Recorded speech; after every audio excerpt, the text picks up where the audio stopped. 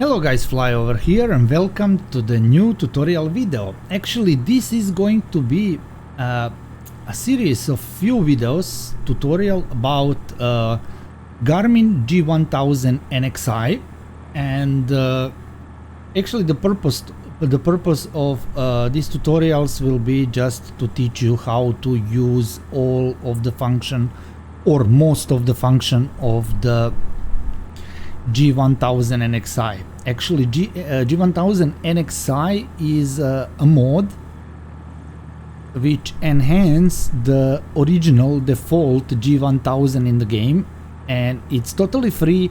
You can download it from Ingame marketplace. You just search for G1000 and you will find G1000 NXi, and you just download it and it will enhance totally your GPS, right? Okay, so let's just first in this video we're gonna familiarize ourselves with the layout, with the buttons and certain functions, and then in the next video we're gonna plan a route and enter the route, and then in the third video we're gonna fly that route and see how actually the aircraft behave and what to do and everything else. But you will be surprised actually that that small G1000 actually can do anything that FMC in Boeing or Airbus can do, exactly the same, if not even more. So let's not delay anymore. Let's jump into the cockpit and let's just familiarize ourselves with the GPS. So, as you know already, you have this GPS in some of the aircraft. You have in Cessna, you have it here in Diamond, and you have it in Baron, I think Beechcraft, and in some other aircraft. Anyway, so this is tutorial about G1000 NXi. Okay, so let's go first familiarize ourselves with the primary display. This is primary display. This is everything you need to have. It is all your flight instruments. So if you look around, we don't have any other flight instrument than this one, and you have of course backup artificial horizon and altimeter. That one is only for backup in case something happened with this one, but everything you need to have is here on this screen. This is your speed tape, which will tell you what is your current indicated speed and also your true airspeed. You will have here takeoff speeds setup. This is your HSI, which will tell you what navigation you follow at the moment. Is it heading? Is it GPS? Is it localizer? Is it VOR? Then this is your altitude. This is your vertical speed tape. Here you have nav and com frequencies, Nav1, Nav2, Com1 and Com2, and here is your information which tells you what part of autopilot is active, which one is on standby or armed or whatever. And actually that is all. You can totally customize this view. If you go, for example, to map HSI, you can see here that you can change the small map. You can turn on traffic. You can change how the small map look like. You can turn it off. You can turn it on, or you can even put map under the HSI, which I don't know. I personally don't like it. I better like my map here, but actually you have big map here. This one is only for preference, right? Okay, so that's it. Now we go back Then detail, it shows you how many details will show you on the map. We can go back. Then we have Pfd option. So now if we go to SVT, we can actually switch off artificial terrain. So now you have only artificial horizon, or you can have artificial terrain, which will show you exactly what you see through the windshield, right? And also this one, heading labels, it is numbers of heading on your artificial horizon, so you can see their numbers. If we turn it off, then is no numbers. Okay. Later we have wind information, so you can have option 1, 2, 3. They are different, so it is personal preference, whatever you like. I like option 3. It is the one with arrow and show you the speed and the direction. I like that one. Now we don't have wind data, so you cannot see that. You can totally turn it off, but like I said, I like this one. Then you have DME, which I like to see in case I'm tracing a VOR or localizer or something. I can have DME to know exactly how far I am from there. Then you have bearing. Bearing will show you, you can choose, you can have 2 bearings. So actually you can choose a Nav1, Nav2, ADF or GPS, and off. And also you can have that on the other side. This is your heading bug, and you can scroll your heading here with this button. It will move, and also it will show you here what heading you have set at the moment. Also, in case you have set your CDI to localizer, you have course here, and the same course you can adjust here on this knob, so you can turn actually to, depends if you wanna intercept your VOR on different course, then you set up that course. But for today we're gonna use GPS. So actually here you change, actually you say to your autopilot what navigation source to use. If it's localizer 1, then it's going to use Nav1 radio frequency for your navigation. If it's localizer 2, then it will use Nav2 frequency. And if you put on GPS, then it's going to use GPS. Okay, we need GPS. Okay, next, we're not finished yet. Here on Pfd options, you can have altimeter units, so you can change from hectopascals to inches of mercury, or also you can show it in meters up there. We don't need that. And I like hectopascals because now we are at European airports, so we're using hectopascals here. If you're flying in USA, you will switch to inches of mercury, right? Let's go back. Then you have standard barrow. That one, if you set up your barrow, and by the way, you setting up your barrow on that outer knob. Inside is your course, outer knob is your barrow, you can see. And then if we set up, for example, 1006, and then after we fly transition altitude, you want to set up to standard, you just press that standard. It will reset down, exit your menu, but it will set to standard barrow. If you want to go back to normal barrow, you will go to Pfd option and you will press again standard barrow, and it will bring you back to standard. But let's set up to 1013 hectopascals, which is our actually air pressure today. So what else we have? Pfd options, yeah, this is back button. Okay, then CDI I already explained. You have ADF, so you can tune here ADF, and it will show you ADF needle here, and also you can trace or navigate yourself through ADF. This is your transponder.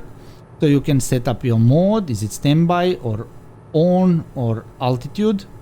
And also you can set up your VFR, which will automatically switch your transponder to 1200, or you can enter the code. If ATC give you code, you press here and you enter, for example, 3412, and now your transponder is 3412, and then you can press on Alt, and when you entering runway, we should have it actually now because we are on the runway, so you just press on Alt. And also if ATC asks you to identify yourself, you just press ident and it will send the signal there. Super easy, and you have that ident button actually even outside. Okay, here is your timer.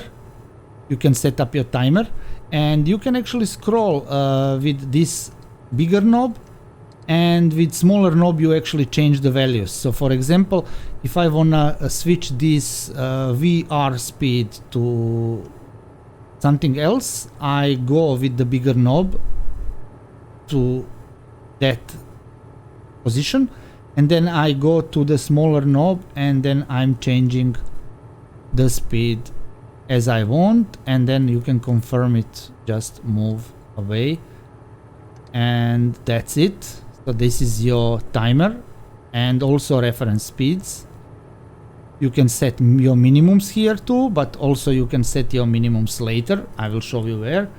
This is just nearest airports, so you can see where you are and what is nearest to you in case of emergency. And also you have messages here in case you need. Okay, so this is a primary display.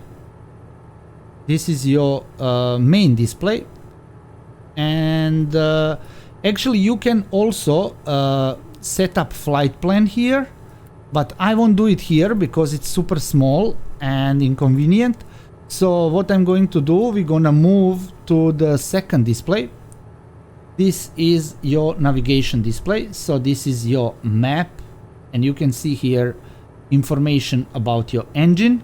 You can also see your frequencies, com and nav, and also you can see some information here about your flight, how far is until the next waypoint, on what track you are, what is your estimated time, etc, etc. Many things. You can zoom in and out with this range button.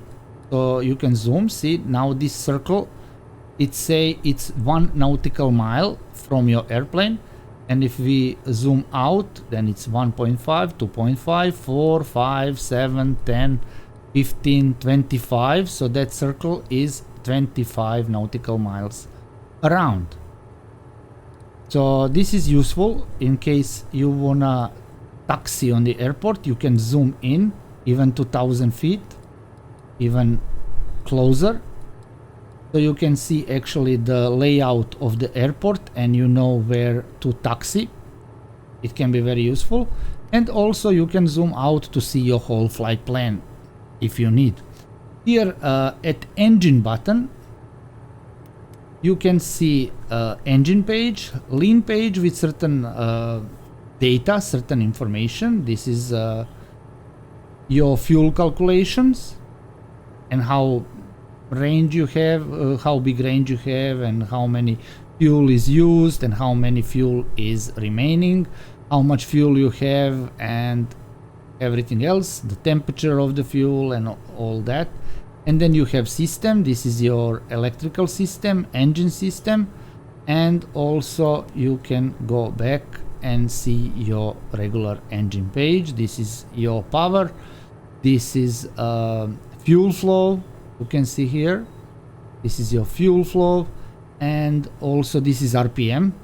This is RPMs, and you have here oil temperature, oil pressure, temperature of your coolant, fuel temperature, and fuel quantity, left and right. You can see both reservoir here. Okay, let's go back, and now you have map options. In map options, you can turn on and off traffic. It will tell you here if you have traffic nearby. And then you can set up either like this black map or topographic map like this one. This is not functional yet. Next thread, if you have weather radar, I believe, but we don't have. You can have legend, so it will tell you what height is certain color. So if we see here, for example, that this orange one will be somewhere between 6 and 8,000 feet. So we know, okay, I need to be higher than that if I fly through there. So it is actually good to have that legend. And also you can have map details. Now it's all. You can have details on 3, on 2, on 1, and again all with your airspaces and waypoints and everything. So that's it. So this is basic familiarization with the Garmin 1000 NXi. And also let me show you how to change your frequencies. You can do it either here on this display, either here on this display. It's totally same. So actually, if you want to switch from Nav2 to Nav1, you press this button and it will switch. This is your standby frequency. This is your active frequency. So how you switch between these two? For example, we want to set frequency of our radio to 113.9. We just press this button and it will switch those two frequencies. Now, next frequency need to be, let's say, 1115.5. So big outer knob will change your frequency and small knob will change your decimals. So let's say 0.5, 114, oops, 114.5. Now it's set, but it's not active yet. You need to transfer it there to be active, so you press this button and transfer. Same is for that bottom frequency, and actually same is for the com frequency. Just this knob here also you can switch. It's super easy. And also here you switch between active and standby frequency. Very easy. Here is your heading bug. You can use it here or you can use it there, but it's more logical to use it there because you can see the heading knob moving, because if you're using it here, you know, it's not on the same screen, but you have it on both screens, so it's good. And also here is your autopilot buttons and your altitude knob, but also have altitude knob here, and the small knob is hundreds and the big knob is thousands. So that's how you set up your altitude in autopilot. So let's set up to whatever, 3000. Okay. Let's go back to this autopilot. This is your main autopilot buttons. So first, autopilot. This one is, let's focus on this screen because it will show here certain things. So if I press autopilot now, it will say that is engaging autopilot. It will show green here that autopilot is engaged, and also it will hold the wing level, and it will hold our it will hold your pitch at the moment you have. So that is it. You have flight director. You can turn it on and off, but you cannot now because we don't have flight plan. Then you can switch. Of course, this is your main autopilot. You can turn it off. You can turn it on. Engaging autopilot. Then you have your heading mode. If you press heading mode, then your airplane will follow this heading bug. So whatever you actually set in this heading, airplane will follow, and you can see how your flight director is already changing. showing you actually if you flying manually, it will show you how much you need to bank in order to intercept that heading. Okay, then next we have altitude button. It is super simple. Just whatever altitude, if you're flying and you press Alt button, it will hold that altitude where you are flying at the moment. So if you fly at 4,000 feet and you press altitude, it will hold your, now it say 40 feet because we are on the ground. So see it say altitude 40 feet and it will hold 40 feet, for example. You can off that. Nav button. Nav button is actually the most important button. So either you using GPS or you using localizer, you will need to press Nav button in order to follow navigation. So if you have flight plan in your GPS, you need to arm your Nav button, and then when you on autopilot, it will automatically follow this course from your GPS. Vertical navigation is something you use in descent, and you don't use that in climb or during the flight. We're gonna use that later when we going to descend to our destination. I will show you that later, but this is vertical navigation, and it will show you here glide path, and it will follow your designated altitude or restriction, depends what you have. Further, we have approach button. That one is if you set up your ILS. Now, for example, if we set up here on ILS, and it will say here lock, not VOR, it will say lock, and then you press approach and it will intercept your localizer and also engage your glide slope. You will have here, instead of roll, you will have lock, and here you will say GS. Okay, then we have flight change. Flight change. This flight change, this is actually important for takeoff, not for takeoff but for climb. You press flight change, and then here nose up or nose down, you actually set up speed that you want to climb. So for example, we want to climb at, let's say, 140 knots, and we set up there, and then your aircraft will actually pitch to maintain that speed, and it will climb to your designated altitude, whatever you already set. But I will explain that later when we actually enter the flight plan and we go fly. Also, this nose up and down button working with the vertical speed button. If you press vertical speed here, you can see now at the moment is 0 FPM, 0 feet per minute. But you can go up and climb 700 feet per minute until you reach your designated altitude. Or also, if it's lower, you can go down in negative 600 feet per minute and you can descend to your designated altitude. That's how you set up. And also you can turn it off. BC is stated for back course, and that is if you going to intercept your ILS from the opposite side of the runway, but I won't cover that one because it's very rare in use and I don't think that you will need it ever.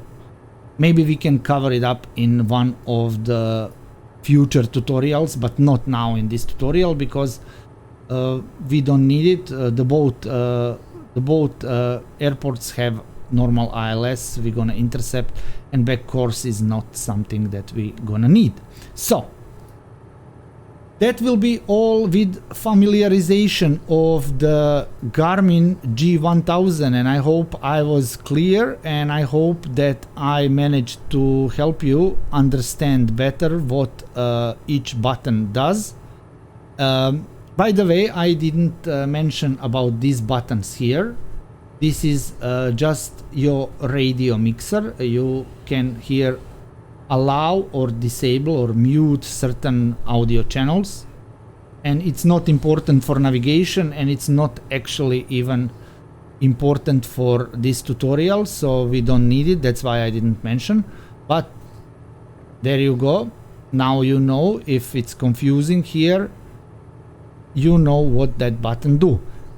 And also on the other side, let me mention you just one more thing.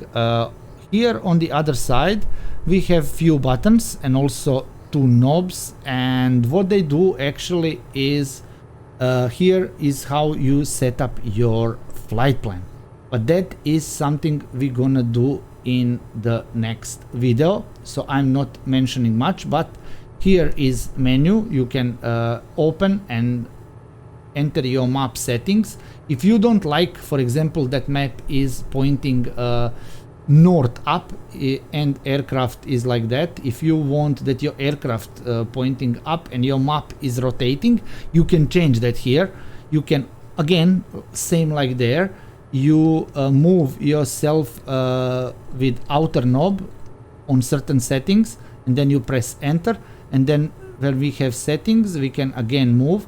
We can go north up, and then we go to small knob, and we can go heading up or track up or whatever. I like to have my map north up, and then you can also set up different things on your map.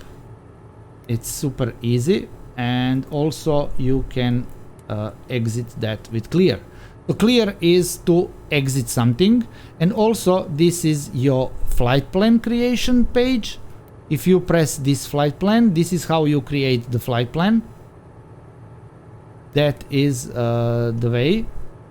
So here you have your active flight plan and everything, and also this is your procedure page where you will select your approach, your arrival, your departure, and everything else. And enter is just enter key, and this is direct to. I will show you that later also. I will show the example when we start our flight in the third video probably. So you will be able to see how actually it works. And also in certain pages, if you press your menu, you can have different menu. Depends on what you have open here. If you remember, if you press menu here, you have your PFD and MFD display brightness. You can set up brightness, you can set to automatic, or you can set up manually. If you have open your flight plan, then it's your different menu here. And also if you have open your procedure, then you don't have menu. And if you have I don't know, open timer, is it? Yeah, see, you have different menu again, and so on and so on. So you need to play with that and just figure it out what actually you can have, because you have many of these sub menus depend on what actually you have opened here. If you have open flight plan, you can have different menu. If you have opened something else, you have different menu, and that's it, right? So like I said, I believe this is all for this video, and in the next video I'm gonna show you how to make a route, how to enter the route, and how to enter approach, departure, arrival, and everything. And in the third video we're gonna do complete flight on that same route, so you can see how actually everything works in practice. So thank you very much for watching. Hope you like this video, hope you find it useful, and please, if you have any question, you can comment down below the video. I will be glad to help you. I will be glad to answer anything you ask. And yeah, thank you very much for watching again, and see you in the next video.